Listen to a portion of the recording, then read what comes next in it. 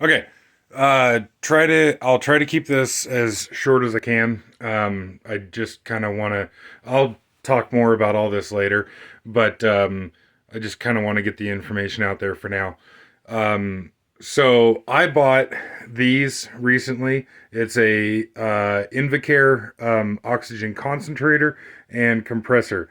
These are medical equipment that is intended for people to be able to refill their own oxygen at home. The little small bottles that somebody who's on oxygen has. And so this compressor will fill those little bottles, just plugs right into there. I just simply have an adapter to be able to fill K tanks with it, the 250 cubic foot tanks. So recently, this is where I've been getting my oxygen from. Now, from what I've seen looking around and everything, most people use these for glass blowing. What I'm using it for is a cutting torch. So yeah, my purpose for it is a cutting torch, and also for rosebud welding, that kind of stuff.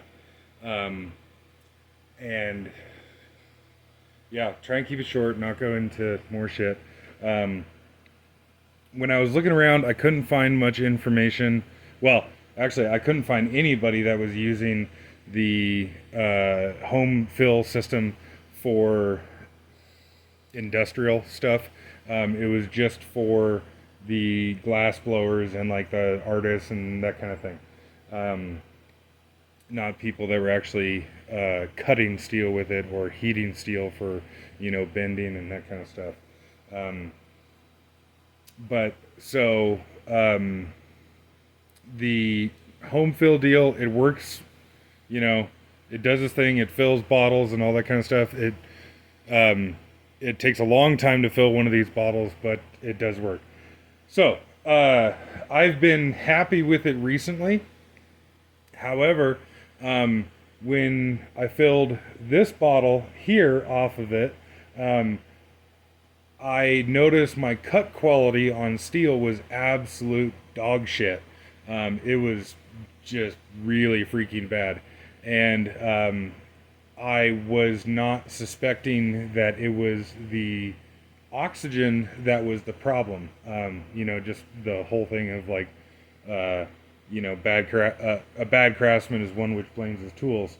I thought it was something that I was doing. I was, just going crazy trying to figure out why the fuck my cuts were such fucking dog shit.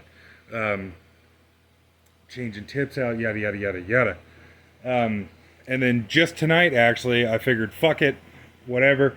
I'll try a bottle from the local weld supply. So this bottle here is oxygen from my local welding supply. This bottle here is refilled off of that Invacare home setup that I have.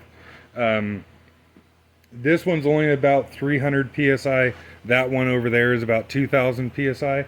And so, because of the difference in pressure, it will actually change. Like, if you leave the adjustment dial in the same spot, it'll change the delivery pressure. So, when I switch between these two tanks, I will adjust my cutting oxygen to 40 psi when I have the lever held down on the torch. Um, but I want to show you what kind of cut quality I get with both of these tanks here. So this is what my refilled oxygen will do. Um, this is the oxygen off of the home fill system.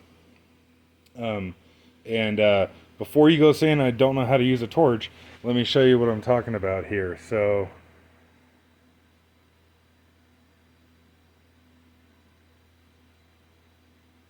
trying to adjust the camera there.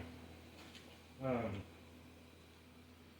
and I will probably have my headlight on just because it makes it easier to see through the dark glasses.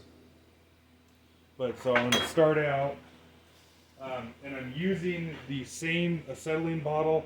I'm using the same everything. The only thing that's going to change here is the bottle of oxygen.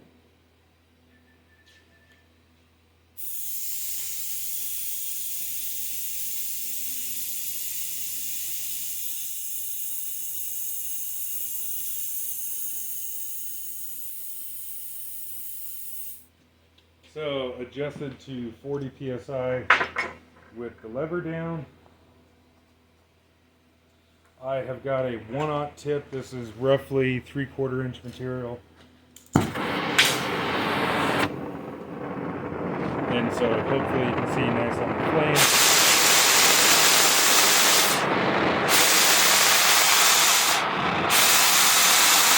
And not a perfectly clean tip, but shouldn't be giving us issues. Nevertheless. Oh, and this is cold to the touch at the moment.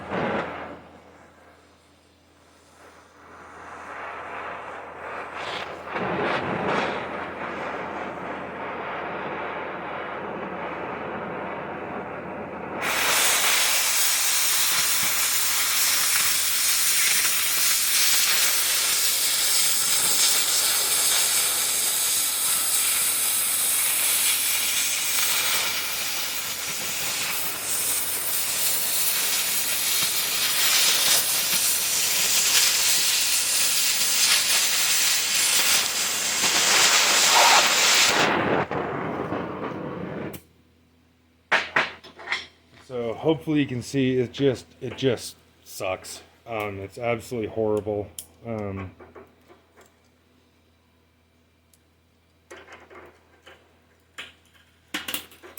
Like, to say that's hammered dog shit is giving it credit. And so now I will shut off the small tank that has the refilled oxygen in it and switch over to the tank from my local weld supply and readjust my oxygen pressure to 40 psi with the lever down.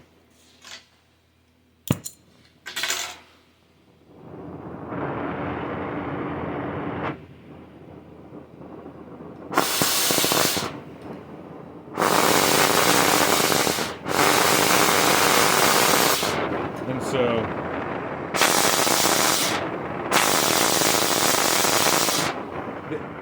call me like, that's fucking weird that the oxygen would change it that much. But I'm sure somebody could probably do better, you know, cleaning the tip or adjusting the pressures or whatever. But I mean, that's almost a 3-foot flame.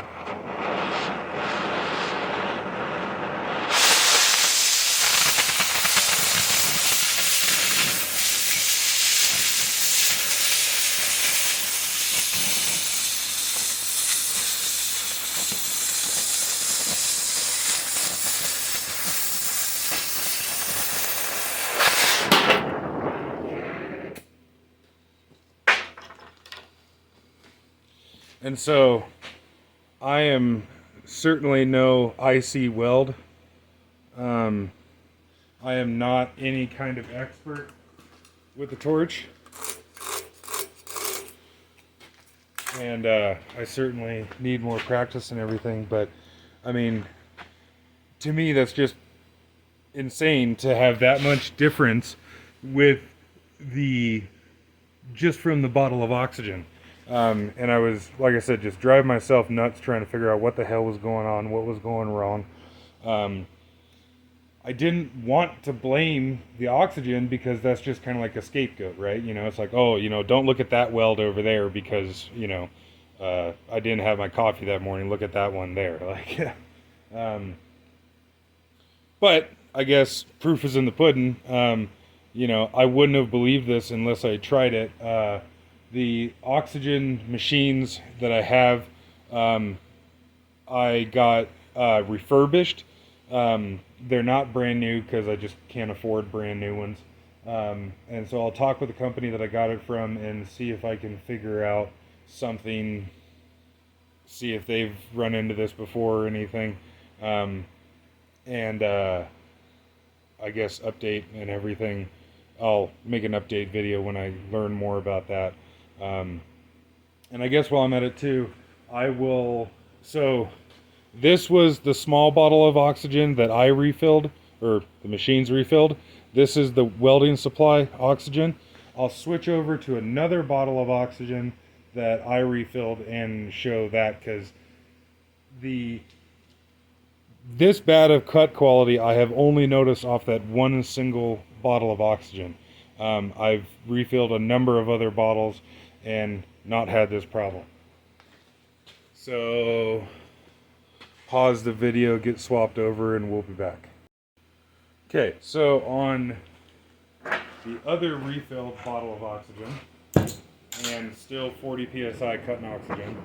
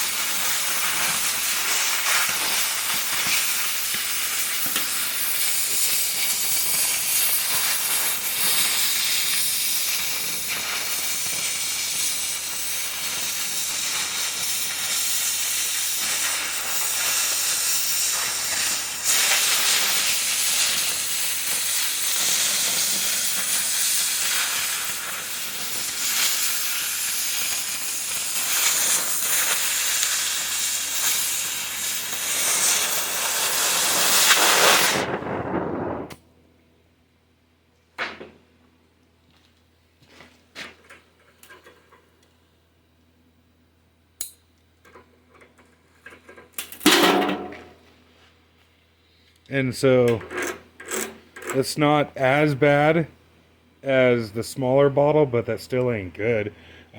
Just for shits and giggles here, I'll switch back to the welding supply oxygen. Okay, back on welding supply oxygen.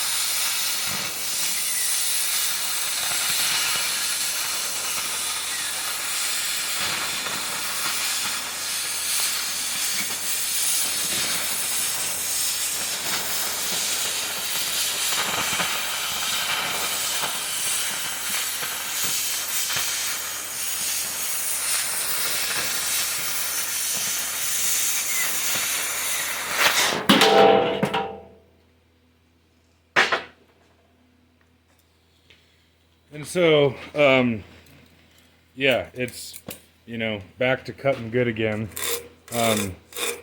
where the scale just flakes right off like that. So, it's not always going to be a situation of,